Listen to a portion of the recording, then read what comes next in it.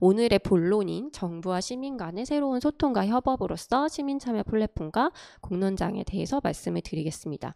제가 너무 지루하실까봐 중간중간 좀 영상을 넣었어요. 그래서 잠깐 뭐 화면 버퍼링이 있거나 너무 제 얼굴이 크게 나와도 놀라지 마시고 재밌게 봐주시면 좋겠습니다. 네, 이 주제를 얘기하기 전에 드리고 싶은 질문이 있는데요. 네, 뉴스를 보다가 화가 날 때, 우리 동네에서 뭔가 바꾸고 싶은 문제가 있을 때, 사람들과 함께 이야기하고 싶은 문제가 있을 때 어디로 가시나요? 제가 한번 여쭤보고 싶어요. 지금 여기 계시는 분들은 어디다 이런 이야기들을 하시는지. 네. 어떻게 시작해야 좋을지 모르겠다고 질문 올려주고 계신데, 네, 쉬운 방법을 오늘 들으면서 찾아보실 수 있으면 좋겠어요. 사실 제일 쉽게 생각하는 건 페이스북, 인스타그램 뭐 이런 것 같아요. 아니면 카톡을 보낸다거나 뭐 예를 들면 페이스북에 기사를 스크랩하면서 이렇게 얘기하는 거죠. 정말 화나. 정말 세상이 이상해. 어떻게 이런 일이 있을 수 있어? 이런 화를 낸다거나 인스타그램에서 이제 막 해시태그 캠페인을 하죠. 이런 활동들이 많이 일어나고 동시다발적으로 일어나면 언론에서 관심을 갖고 그 문제 해결을 위한 어떤 조치들이 이뤄지기도 하고요. 그런데 사실 대부분은 그냥 나의 감정, 나의 어떤 의견을 던지고 끝나는 경우가 더 많지 않은가? 이런 생각을 해요. 그리고 제가 옆에 블라인드라는 특정 이 사이트를 썼는데 예를 들면 이런 거요.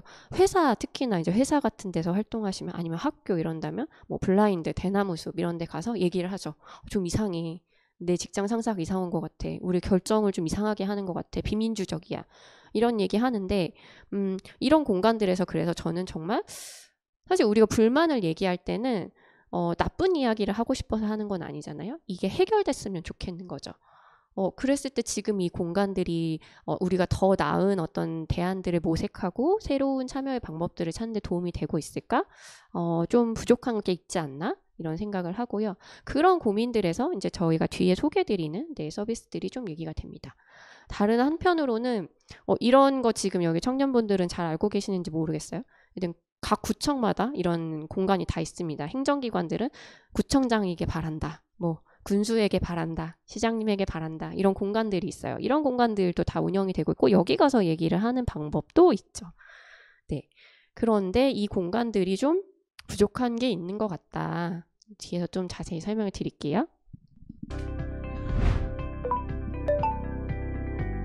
시민들이 내 주변의 관심과 내 삶의 이야기에 참여해보는 경험, 자기가 제안하고 주변의 관심에 참여한 그 모든 과정이 시민참여였다는 걸 알게 하는 것, 그게 시민참여라고 보고 있고, 그리고 이렇게 관심 있는 분들이 자유롭게 만나고 헤어지고 자기의 제안을 올리는 것을 저희는 플랫폼에서 할 수 있다고 보고 있는데요. 저는 시민참여 플랫폼이 시민과 시민 그리고 시민과 기관이 함께 토론하고 변화를 만들어가는 소통의 장이라고 봐요. 빠띠는 그런 자리를 만들고 참여하는 다양한 주체들을 연결하는 역할을 하고 있고요. 그래서 그런 연결들이 더 자유롭게 일상적으로 일어날 수 있도록 만들어가고 있어요. 참여하신 분들이 내가 이야기를 하면 뭐가 달라지는구나 라는 효능감을 느낄 수 있게 하는 게 가장 중요하다고 생각해요. 플랫폼이라고 하면 홈페이지나 온라인을 먼저 생각하세요. 그런데 저희는 온라인, 오프라인 모두 중요하다고 봐요. 상황과 필요에 따라서 이 두 가지를 적절히 활용해서 시민들이 쉽게 참여하고 변화를 경험할 수 있도록 만들고 기획하려고 합니다. 재건축단지 길고양이를 보호해달라는 시민 제안이 있었고 이걸 저희가 시민 토론으로 열었어요. 그래서 이 토론에 5,000명이 넘는 시민들이 참여했고요. 그 중에 97%가 서울시가 보호조치를 만들어야 된다고 답했어요. 서울시는 길고양이 돌봄 매뉴얼도 만들고 기존에 하던 정책들을 더 적극적으로 추진하겠다. 의회에서는 조례를 개정해서 이 보호조치를 더 잘 시행해 나갈 수 있도록 지원하겠다. 이런 성과를 만든 사례가 있어요. 지자체는 시민들의 의견을 알게 되고 그리고 시민들은 내가 참여한 결과가 이렇게 적용되는구나 하고 느껴보는 거죠. 다양한 시민 참여 플랫폼을 만들어보면 어떨까 상상을 해보고 있어요. 지구나 지자체나 단체나 플랫폼을 만들고 싶어하는 주체들이 많으니까 각각의 상황이 다를 텐데 그 상황에 맞게 다만 일상적으로 시민들이 참여할 수 있는 다양한 공론장이 만들어지면 좋겠다. 그리고 저희가 시민참여 플랫폼을 주요 기획하고 운영한 경험은 데모스 X라는 공간에 정리해서 오픈하고 있어요. 저희가 시민참여 플랫폼의 운영 노하우를 관심 있는 시민들과 함께 나누고 싶다는 의미이기도 하고요. 더 많은 단체나 기관들이 시민들과 함께 정보를 공개하고 정책을 같이 만들어가는 주체로서 등장하면 좋겠다라는 저희 의지가 담겨 있어요. 그게 결국 시민참여 플랫폼 생태계를 한국에서 만드는 기반이 되었으면 좋겠습니다.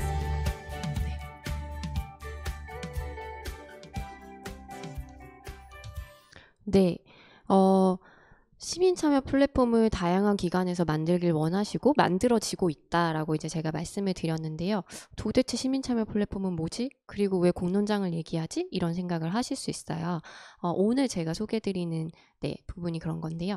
공론장이라고 할 때 보통은 딱딱한 회의를 생각하는 경우가 많으신 것 같아요. 아니면 그거는 뭔가 선생님들이나 가는 곳 아닌가? 네, 뭐 박사님들 가는 곳 아닌가? 이렇게 얘기하시는 분들도 많아요. 근데 사실 은평은 모르겠네요. 또 경험이 많이 있으셔서 은평에서 굉장히 많은 공론장이 열리고 있거든요.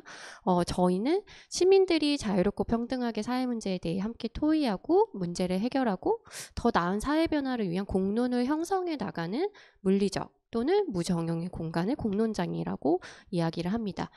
이 공론장은 그래서 말씀드린 건 오프라인에서 2-3시간 300명이 모이고 100명이 모여서 모여서 어떤 토론을 하고 깊이 있게 막 열띠게 토론을 해야 그것이 공론장이라고 하는 게 아니고요. 좀 더 넓은 의미에서 우리가 우리의 문제에 대해서 나의 동료 시민들과 함께 토론하고 결정하는 곳.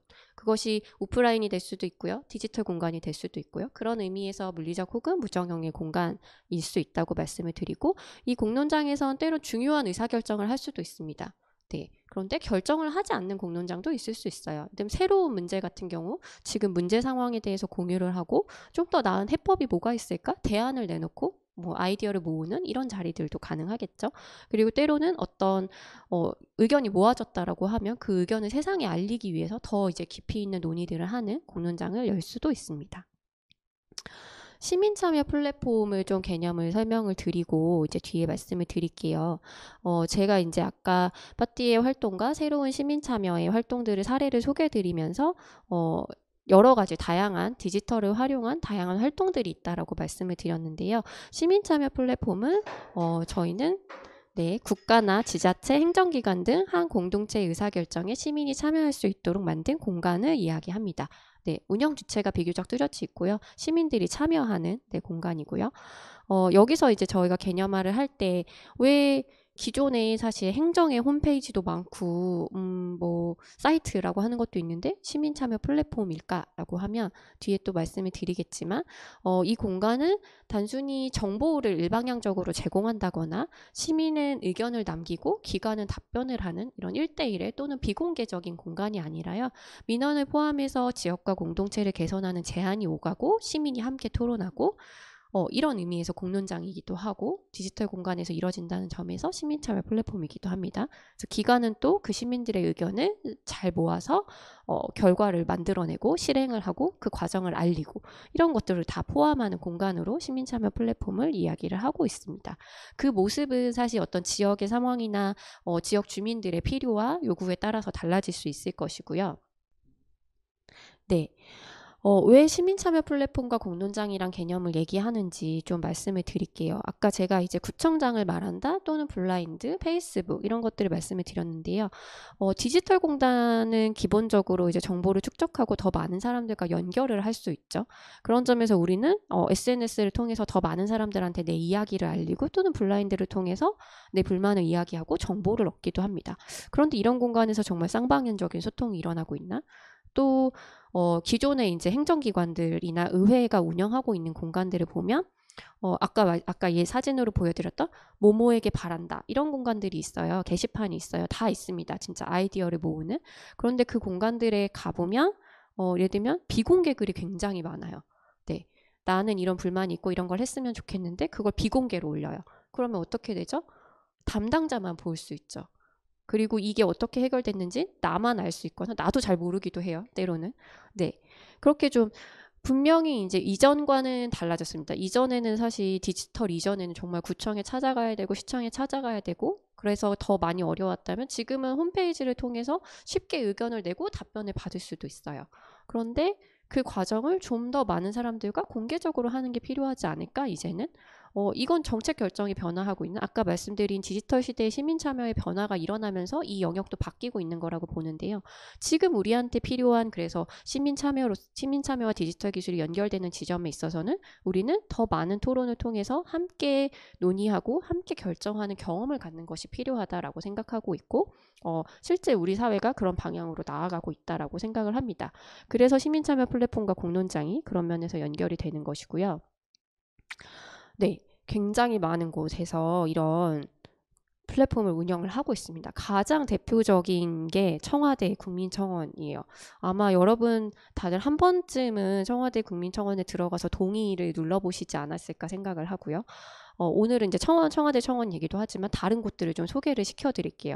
이 공간들은 좀 각 기관의 목적에 따라서 여기서 얘기를 했을 때 진행되는 과정들이 좀 다릅니다. 그래서 우리가 어떤 의견을 얘기하고 싶을 때 누구한테 얘기해야 되지? 잘 모르겠는데 이런 고민들을 하실 때가 있을 텐데 오늘 이 이야기들이 조금 도움이 되면 좋겠습니다.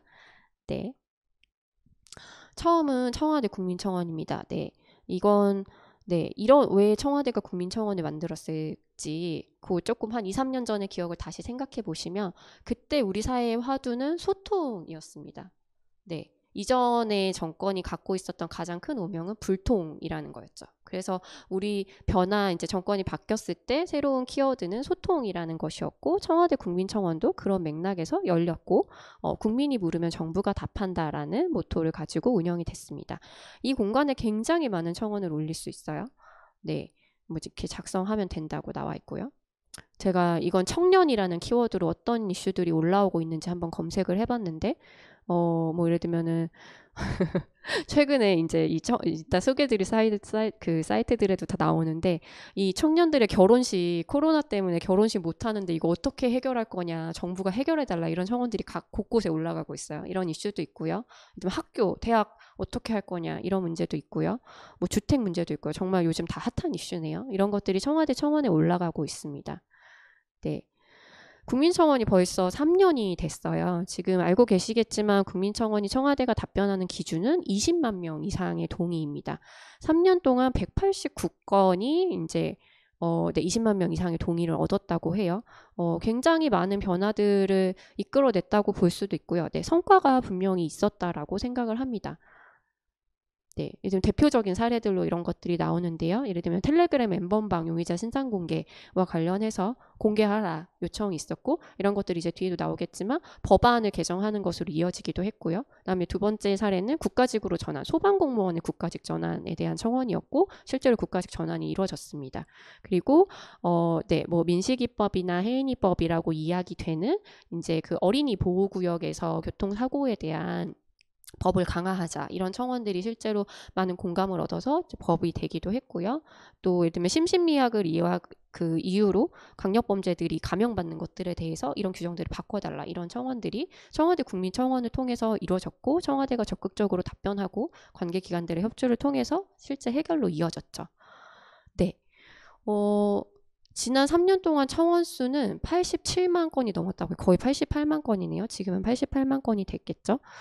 저는 청와대 국민청원이 굉장히 많은 성과를 이뤘다고 생각을 합니다. 그리고 많은 분들이 참여하고 계시고요. 그런데 88만 건 중에 180건 정도가 답변을 얻었잖아요.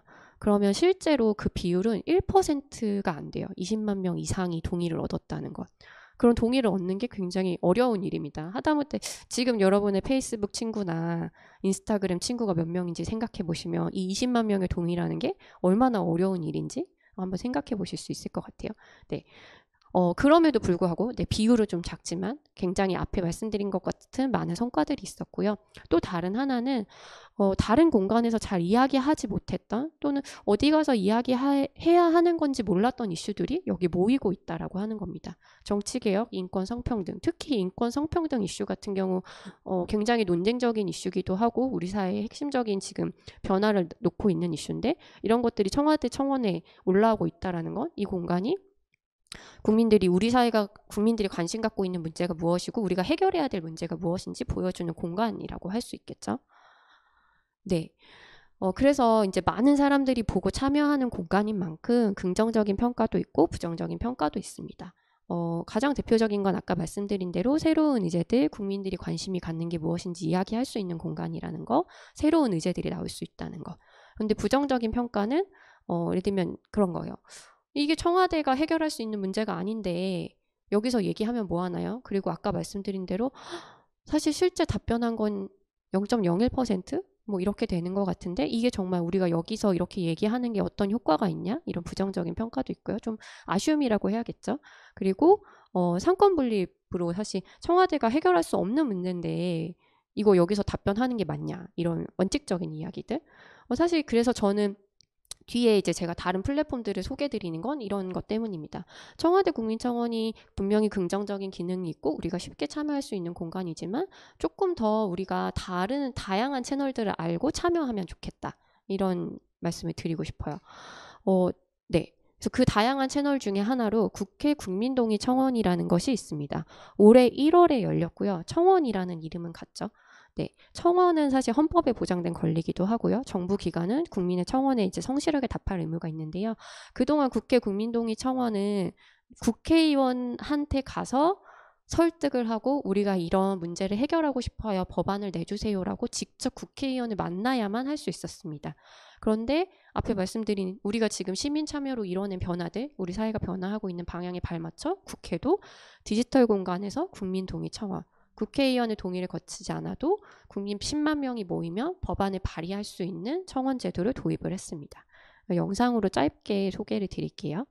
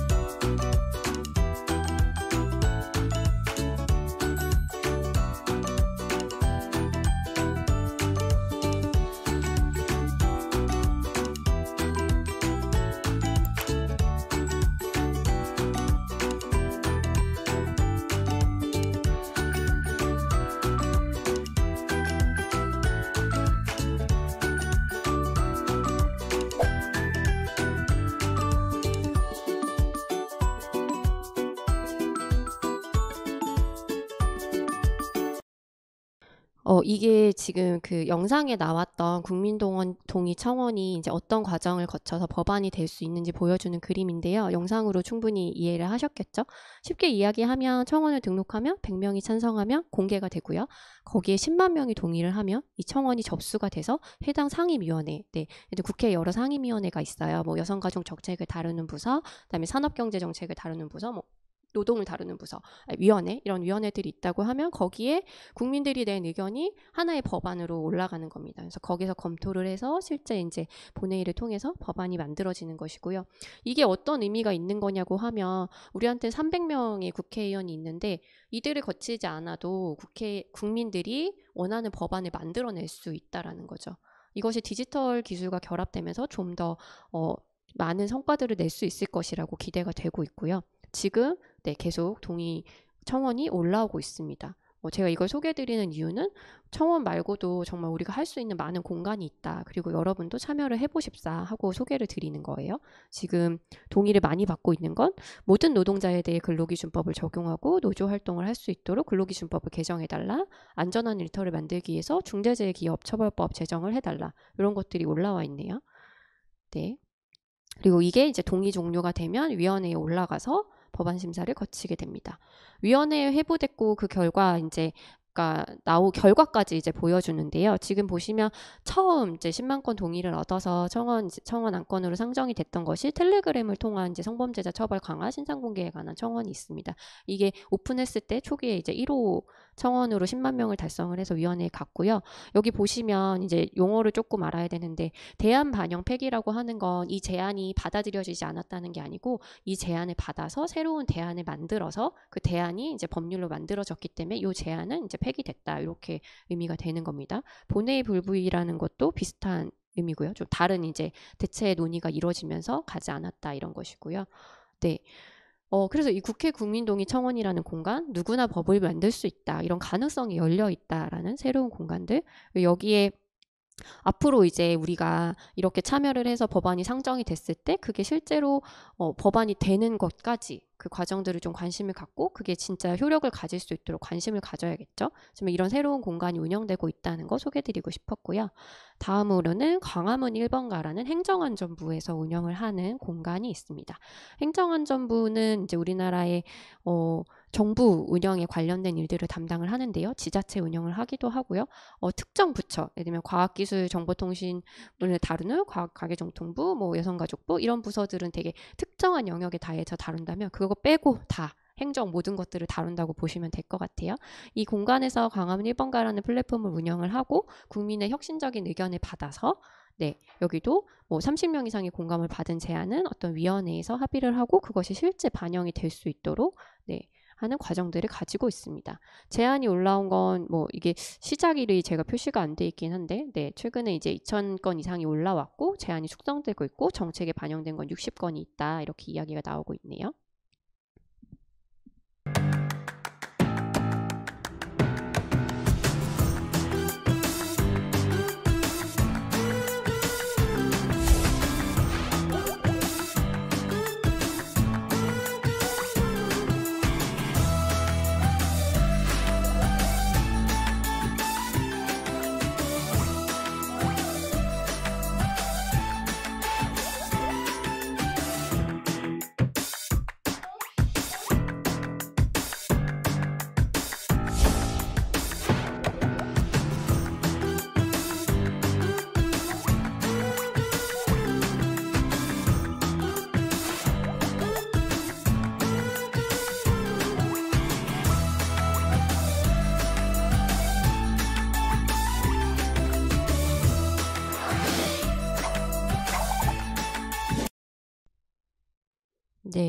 영상의 시작이 드라이브스루 검진소가 이 광화문 1번가에서 나온 제안이었다 이런 거였는데요. 아까 그 댓글에 보니까 청와대 청원이 실질적으로 효과가 있나요? 이런 이야기 해주셨는데요. 청와대가 사실은 손발이 있는 조직이 아니잖아요. 그렇다 보니 청와대 청원에서 어떤 응답이 나오더라도 그건 사실 아까 말씀드린 국회로 가서 법안이 만들어지거나 이렇게 행정안전부 같은 부서, 중앙정부 부서로 내려와서 여기서 어떤 구체적인 이제 그 정부 조직들이 움직여야 실행이 되죠. 그래서 광화문 1번 같은 경우는 아까 그 영상에서 보신 대로 실제 이렇게 제안을 받아서 검토를 하고 정부가 실행할 수 있는 방법들을 찾아서 그 결과를 공개하는 과정들이 진행이 되고 있습니다. 이 과정 하나하나에 여러분들이 다 직접 참여하실 수 있는 거죠. 공감을 눌러주고 댓글을 달아주고 더 나은 대안을 제시해주고 이렇게 숙성이 되면 검토를 해서 과제 추진 중, 추진 완료 이런 성과들도 알려주고 있습니다. 아까 말씀드린 마스크 재고 알림 앱의 이런 정보 공개 요청도 광화문 1번가를 통해서 이루어졌고요. 지금 여기 말머리를 제가 못 바꿨는데요. 다음 사례는 다른 사례입니다. 국민권익위원회라고 하는 위원회에서 운영하는 국민생각함이라는 공간이 있습니다. 정말 많죠, 여러분? 이거 제가 오늘 소개드리는 것 말고도 정말 많이 있습니다. 그러니까 정부가 다양한 조직들이 정말 시민들의 의견을 모으고 더 나은 해법을 찾기 위해서 노력하고 있다. 이런 것들을 보여줄 수 있을 것 같고요.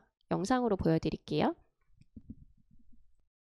저는 국민 생각함을 국민과 기관 간의 원활한 소통이 이루어질 수 있도록 하는 하나의 참여 시스템으로 알고 있는데요. 이게 맞나요? 좀 더 이해하기 쉽게 설명해 주세요.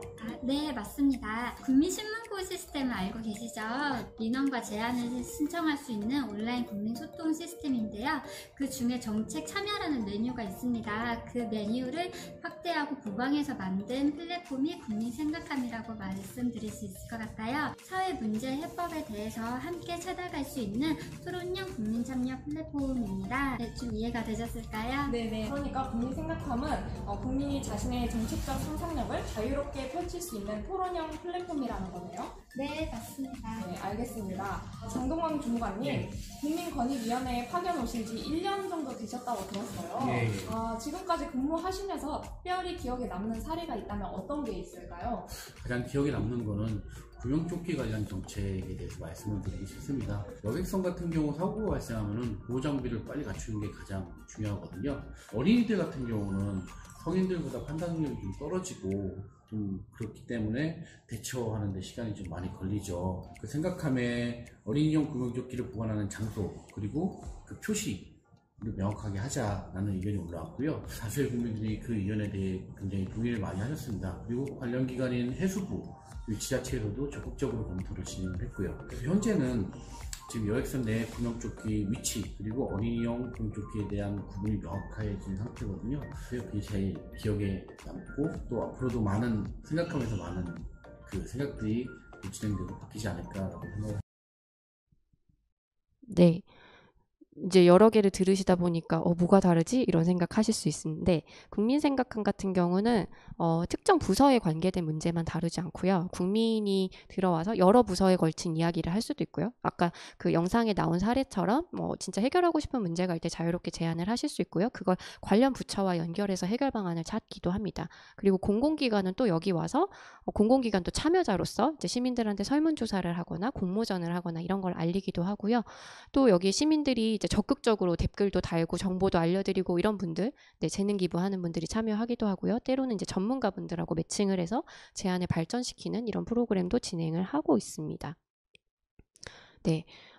국민생각함에 들어갔더니 이런 게 많이 있더라고요. 이달의 국민생각이라고 해서 우수 제안을 많이 뽑아주세요. 매달 뽑아주고 굉장히 소소한 이슈들인데 정말 문제 당사자가 아니면 이 지역에 사는 사람이 아니면 발견할 수 없을 것 같은 문제들을 올려주고 계시고 그게 이제 좋은 생각으로 뽑혀서 실현이 되기도 하고요. 네, 실현된 생각들은 또 이렇게 공개를 하고 있습니다. 네, 여기 보시면 사업자 등록증 말소 계좌 안전하게 관리하겠다. 네, 등록증 사업하는 분들은 아실 텐데 사업자 등록증 말소하면 이제 그 정보를 처리하는 과정에서 이제 매끄럽지 않은 부분들이 있거든요. 그런 것들을 시민 제한으로 계산했다. 그리고 아동급식 카드를 이제 뭐 살 수 있는 품목들 명확하게 해서 좀 더 편하게 이용하게 하는 이런 제안들. 네, 뭐 지자체 운영 기술사 이런 이슈도 있네요. 좀 이슈가 굉장히 좀 생활에 가까워지고 있죠. 이쪽으로 오면. 네, 이런 다양한 이슈들을 실현된 방법까지 알려주고 있고요. 다음은 민주주의 서울입니다. 제가 여기서는 짧게 설명을 드릴게요. 민주주의 서울은 서울시가 운영하는 시민참여 플랫폼입니다. 파티가 2017년부터 19년까지 기획 운영을 함께 했고요. 서울의 모든 문제들 이 공간에 가서 편하게 이야기하실 수 있습니다. 그러면 50명이 공감하면 담당 부서가 답변을 하고요. 100명이 참여하면 나의 제안에 100명이 참여하면 공론장이 열리고요. 1000명이 답변하면 1000명이 참여하면 시장이 답변하는 이런 프로세스를 가지고 있습니다. 네. 그리고 다른 건 요거는 은평구청이에요. 은평구청 홈페이지에도 좀 작지만 이렇게 독립된 플랫폼은 아니지만 아이디어 광장이라고 해서 시민들의 의견을 모으는 공간이 있더라고요. 제가 알기로 은평은 주민 참여 분야에 있어서 서울에선 굉장히 선도적인 지역입니다. 네, 청년들도 많이 참여하실 수 있는 기회가 있을 거라고 알고 있고 특히 올해 같은 경우 이제 온라인 주민총회도 굉장히 성공적으로 하셨더라고요. 그리고 구에서 좀 온라인 플랫폼 시민들이 참여해서 정책을 함께 결정할 수 있는 플랫폼을 연구 중이라고 하세요. 네, 앞으로 더 이제 좀 참여도 많이 하고 같이 결정할 수 있는 공간들이 많이 생길 거라고 생각을 하고요. 모든 이슈들이 모든 국민들이 관심 가지는 이슈는 아니거든요. 그럼 그런 이슈들은 어떻게 할 거냐라는 의문들이 있었어요. 실제로 피부로 느낄 수 있는 걸 바꿀 수 있는 사람들은 오히려 더 가까운 곳에 있거든요. 그래서 훨씬 더 빠르게 반응해주는 곳들이 있다라는 것들을 알게 된다면 사람들이 거기 가서 얘기하실 거라고 생각이 들고요. 국민청원은 답변 중심의 플랫폼이라고 한다면 시민이 제안을 해서 토론장을 열고 나누고 또 정책 실행까지 이어지는 플랫폼이라고 보시면 될 것 같습니다. 매일매일 모니터링하고 노력하고 있으니까요. 조금씩 바꿔갈 수 있다는 그런 말씀 드리고 싶습니다. 아는 사람들끼리만 모여서 결정하는 방식이 이제 더 이상은 안 된다. 지금 시대가 변하고 있고 더 많은 사람들이 모여서 이 공간에서 같이 논의했으면 좋겠다. 이런 활동들이 계속 늘어나고 있는데 지금 급속하게 변하고 있다고 생각을 합니다. 이 정치 지형 자체가 또는 공론장의 구조도 그렇고요. 과거에 왜 지상파 3사 뉴스가 주요한 매체였을 시기에는 뭐 SBS 뉴스 한 번 보고 KBS 한 번 보고 MBC 한 번 보면 대충 주장이 걸리는 정보 수용자 입장에서는 굉장히 심플한 구조였던 거죠. 그러나 5천만 개의 의견이 세계를 집약될 수는 없었죠. 표현의 민주성이라든지 다양성을 보장하는 측면은 훨씬 확장이 되는 거예요. 다만 이것이 몇 가지 주장군으로 합의가 되고 상호 침투 기능을 하기에는 훨씬 더 복잡한 프로세스가 필요한 시기가 된 거죠. 우리는 점점 연결되고 있을까, 단절되고 있을까? 와, 되게 어려운 질문이네요.